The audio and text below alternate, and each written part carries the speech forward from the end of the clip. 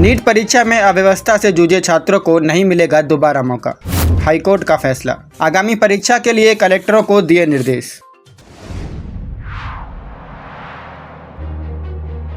Presenting by Padmavat media. नमस्कार, मैं हूं आपके साथ अंजलि और आप देख रहे हैं पद्मावत मीडिया। तो चलिए शुरुआत करते हैं आज की प्रमुख खबर से।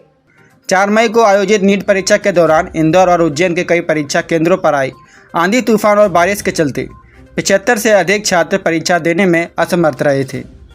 इन छात्रों द्वारा दायर याचिका पर सुनवाई करते हुए इंदौर हाईकोर्ट ने पुनः परीक्षा की मांग को खारिज कर दिया है। लेकिन भविष्य में ऐसी घटनाएं ना हो, इसके लिए प्रदेश के सभी जिलों के कलेक्टरों को बिजली, पानी, कूलर और जनरेटर की समुचित व्यवस्था सुनिश्चित करने के निर्देश दिए।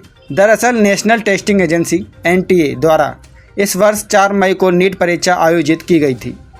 परीक्षा के दौरान इंदौर, उज्जैन सहित कई केंद्रों पर मौसम बिगड़ने के कारण बिजली गुल हो गई और छात्रों को अंधेरे में परीक्षा देने की नौबत आ गई। इससे प्रभावित होकर 75 से अधिक छात्रों ने इंदौर हाईकोर्ट में याचिका दाखिल कर पुनर्परीक्षा की मांग की थी। हाईकोर्ट ने NTA और छात्रों की दलीलें सुनने के बाद कहा कि नीट एक राष्ट्रीय स्तर की परीक्षा है जिसमें देशभर से करीब 22 लाख छात्र भाग लेते हैं। इनमें से केवल 1 लाख अभ्यर्थी चयनित होते हैं। ऐसे में केवल 75 छात्रों के लिए पुनः परीक्षा कराना संभव नहीं है। हालांकि कोर्ट ने इस मामले को गंभीर मानते हुए निर्देश दिए हैं कि भविष्य में सभी परीक्षा केंद्रों पर निजी एजेंसियों के माध्यम से पर्याप्त व्यवस्थाएं सुनिश्चित की जाएं। कलेक्टर यह तय करे कि केंद्रों पर बिजली, पेयजल, कूलर और जनरेटर की व्यवस्था पहले से उपलब्ध हो ताकि आपात स्थिति में कोई छात्र प्रभावित ना हो। हाईकोर्ट के इस फैसले से जहां कुछ अभिभावकों ने आगामी व्यवस्था सुधार की सराहना की है, वहीं पीड़ित छात्रों के परिवार पुनः परीक्षा न होने से नाराज हैं। अब ये छात्र और उनके परिजन सुप्रीम कोर्ट में अपील करने की तैयारी कर रहे हैं। रिपोर्ट राजेश सोनी। देखिए 10 तारीख को जो है इसमें हमारी जो मतलब 13 अपील हमने फाइल की थी और NTA ने करीब 45 के आसपास NTA की जो अपील्स थी उसमें हमने रिप्लाई फाइल किए थे। तो कोर्ट ने जो है सभी चीज़ों को देखते हुए मतलब सभी बच्चों की जो याचिकाएं थी उनको एक साथ सुनवाई की थी, जिनकी सिंगल बेंच ने क्या किया था कि 3 तारीख के पहले वालों को री एग्जामिनेशन के लिए अलाउ किया था और 3 तारीख के बाद वालों को जो है डिनाई किया था। लेकिन कोर्ट ने अपने ऑर्डर में ये चीज़ स्पष्ट की है कि चाहे 3 तारीख के पहले किसी ने याचिका फाइल की या 3 तारीख के बाद फाइल की हो, दोनों लोग समान हैं क्योंकि उनकी जो इश्यूज़ थे वो सेम थे। सेकंड चीज़, कोर्ट ने अपने ऑर्डर में एक बहुत अच्छा जो है निर्णय दिया है कि जितने भी NTA है एज वेल एज जितनी भी लोकल एडमिनिस्ट्रेशन है, दोनों को आदेशित किया है कि वो ऐसे सेंटर्स आइडेंटिफाई करेंगे, एक एजेंसी के थ्रू, किसी भी एजेंसी के थ्रू कर सकते हैं, और एक सेंटर्स आइडेंटिफाई करेंगे जहाँ पे प्रॉपर सिटिंग अरेंजमेंट हो, जहाँ पर प्रकाश की पूरी व्यवस्था हो, अनइंटरप्टेड पावर सप्लाई हो, जहाँ पर और भी सारी सुविधाएं जो हैं, चाहे पीने के पानी की सुविधा हो, सारी सुविधाएं जो हैं वहाँ पे होना चाहिए। वहीं पे इस तरह की एग्ज़ाम जो है कंडक्ट कराई जाएंगी।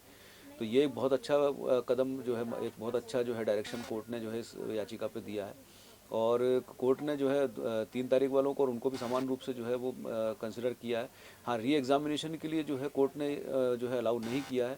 कोर्ट का मानना ये है कि री एग्ज़ामिनेशन जो है उस कंडीशन में हो सकती है कि जब बहुत सारे बच्चे हैं, जैसे 22 लाख बच्चे हैं, 22 लाख बच्चों में से सीट्स जो है केवल 1 लाख हैं, तो 21 लाख बच्चे, कोर्ट का कहना है कि 21 लाख बच्चे तो अनसक्सेसफुल होंगे ही होंगे।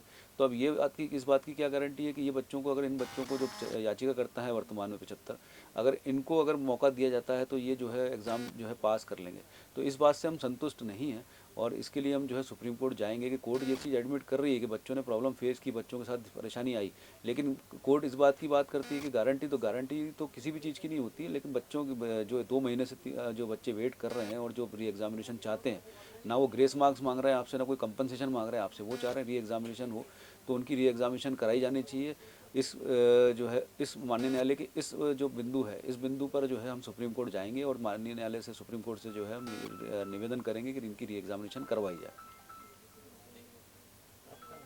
मैं मृदुल भटनागर, अधिवक्ता, याचिकाकर्ताओं की तरफ से पैरवी कर रहा हूँ इसमें।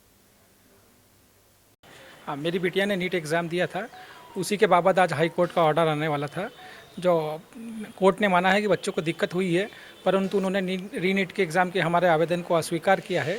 उससे हमें थोड़ा धक्का लगा है। हम उसी से रिलेटेड आगे सुप्रीम कोर्ट में भी अपील करना चाहते हैं और उम्मीद करते हैं कि सुप्रीम कोर्ट हमारी बात को समझेगी और जो कोर्ट ने भी माना है कि बच्चों को दिक्कत हुई थी उसको जानते हुए समझते हुए हमें रिलीफ प्रदान की जाएगी। आपका नाम? मैं आशीष अग्रवाल। खबरों में अब तक के लिए बस इतना ही। मिलते हैं फिर ऐसे ही किसी बड़ी खबर के साथ। तब तक के लिए नमस्कार और देखते रहिए पद्मावत मीडिया। ना रिश्वत लेंगे, ना रिश्वत देंगे।